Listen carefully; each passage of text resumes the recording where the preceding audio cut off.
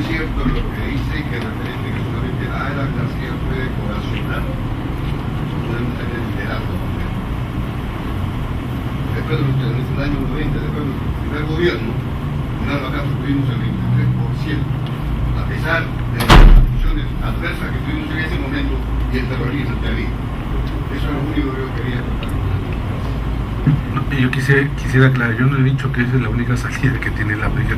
El dilema es o ese o también otro de la propia relanzamiento del APRA, ¿no?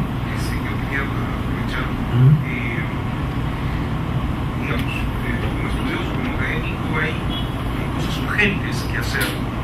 Ya sí se toman los acuerdos necesarios para que se hagan en el Congreso, pero quisiera que de repente nos pueda dar una mirada, digamos, institucional general de cómo más o menos se estamos viendo y qué cosas y qué reformas podrían ayudar a que los partidos, reformas urgentes, inmediatas, a que los partidos puedan de alguna u otra manera reconciliarse con el espacio social del cual estamos totalmente alejados. Te lo pregunto porque, digamos, un poco la intención de algunos de los que postulamos dentro del partido al Congreso era esa, ¿no? Cuando estuvimos en la Católica, que se vio clarísimo, había una intención por reformular espacios institucionales internos, por ejemplo, el centro de investigación parlamentaria, mejorar la calidad de la representación en términos de bajar la representación hacia espacios donde la gente pueda presionar, pueda tener, digamos, mayor fiscalización por el pueblo representado. El tema de las circunscripciones electorales, por ejemplo, ¿no? Que son tan que ayudan de alguna otra manera también a este divorcio, ¿no? Entre los partidos políticos y el electorado, ¿no? No sé si alguien más por ahí que quiera. Fernando, nosotros somos conscientes de que el proceso de definición de futuro de la APRA es un proceso que tiene una lectura hacia adentro, pero creo que también hay algunos elementos que son de preocupación del marco legal en que se interactúa. Es decir, en la ley de partidos, en vez de haber traído la concentración y fortaleza de los partidos en toda la sociedad, ha permitido que se saque la vuelta a recursos de sensibilidad y demasiadas organización.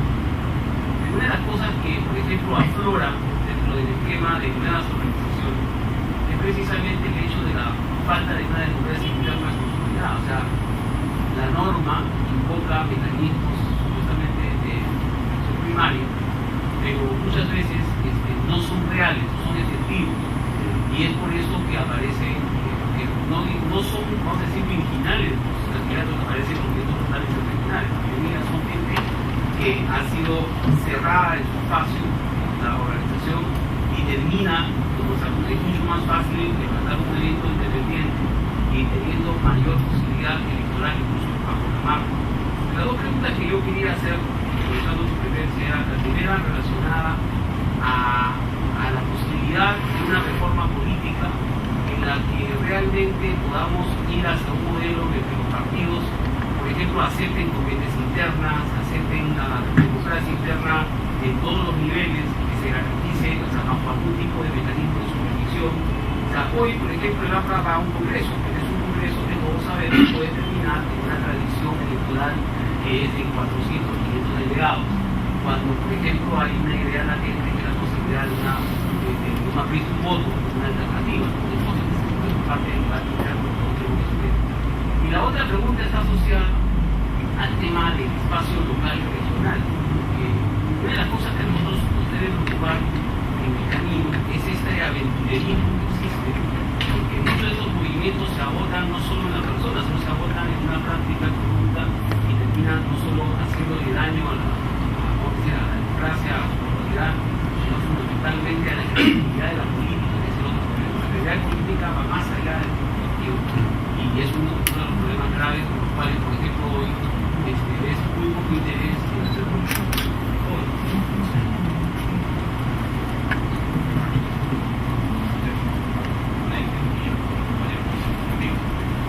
Yo quiero hacer dos cosas concretas, ¿no? Una, la democracia interna. Yo creo que para que verdaderamente haya una verdadera representatividad dentro del partido, creo que debería haber mecanismos en los cuales puedan hacerse valer la democracia interna, una pequeña lo que maneja mucho Montero, y es correcto, pero va a ser un trabajo arduo, ¿no? Porque todos sabemos bien que la estructura partidaria aún, yo creo, está muy obsoleta, porque falta involucrar más actores sociales dentro del partido, ¿no? La sociedad ha ido cambiando, el partido todavía tiene una estructura de la época de los 80. Yo creo que hay nuevos actores sociales, y es muy antes. Seguimos con el esquema de secretaría de la mujer. Yo creo que el partido debe haber un esquema nuevo, en el cual haya actores sociales permanentes. Vemos, por ejemplo, ahora en el Perú, los conflictos sociales, que habrá dos conflictos grandes, en Huancavelica y en Huancayo. Involucraron un conflicto que, si nosotros tuviéramos una organización política, nosotros tengamos la capacidad de poder formar jóvenes universitarios, compañeros universitarios que hablen de las problemáticas y se enrolen en ese tema político para que dé vías de solución. Yo creo que es importante. Es decir, yo creo que el partido debe nuevamente ir a la sociedad, y eso va a ser una historia. Ya lo hizo antes, porque en la época cuando se funda el partido, ahí de la Torre, con los colegios Flores González entendió la problemática de la con los trabajadores, entendió, con la fundación, posteriormente la CTP, entendió la problemática de los trabajadores. Yo creo que el partido se debe incorporar más a los objetivos de la sociedad. Ese va a ser un trabajo de todos.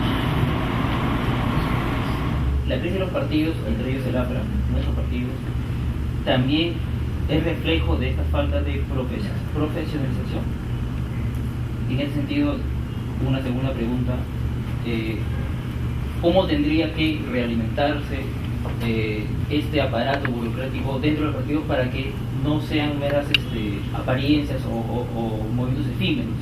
¿Cómo tendría en todo caso, reitero, que cómo se realimentaría este aparato burocrático en los partidos? Fernando, buenas noches. Era para preguntarte algo directo. ¿Piensas tú que el voto, el inicio en los 80 del voto facultativo o el voto particular por cada uno de los candidatos en una lista ha incrementado ha sido negativo o positivo para los partidos políticos? Preferencial. ¿Ha sido positivo o negativo? Porque en mi caso yo veo que desde esa época en el partido se crearon ya más subgrupos, ¿no? Y el clientelismo fue mucho más fuerte que lo que significaba la supuesta dictadura del partido como partido, ¿no? Y creo que la democracia se fue por otro lado y hemos iniciado realmente una dictadura de quienes pueden tener mayor cantidad de propaganda o medios, ¿no? Eso es todo. Y saludar tu presencia, ¿no?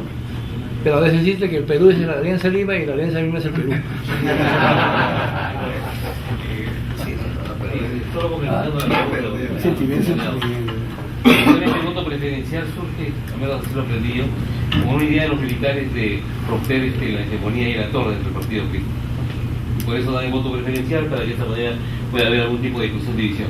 Al margen de lo que pasó en los 80, ¿es acaso no es consecuencia de ese voto preferencial la atomización de los partidos y la facilidad con que cualquiera, consiguiendo una candidatura, cree que consiguiendo unos cuantos votos pueda llegar? Y por eso es que estamos tan atomizados.